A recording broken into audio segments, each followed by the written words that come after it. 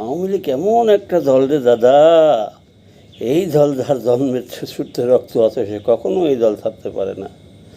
যেমন আমার বাপ চাচারা আওয়ামী লীগ করেছে, মুক্তিযোদ্ধা করেছে, আমরা এত কষ্ট সহ্য করছি, তবু আওয়ামী লীগ ছাড়তে পারছি না। তুমি যেরকম দাদা জয় বাংলা বলছো, তুমি কি আওয়ামী লীগ ছাড়তে পারবা? কখনো পারবা না।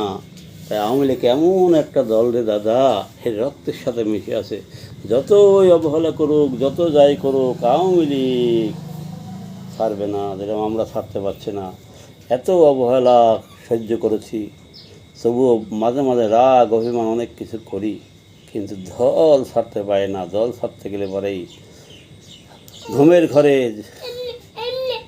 পিতা এসে বলে, চাচারা এসে বলে, এই কবি খবরদার দল ছাড়িস না, যতই রাগ করুক, যতই কষ্ট থাকিস, দল ছাড়বি না।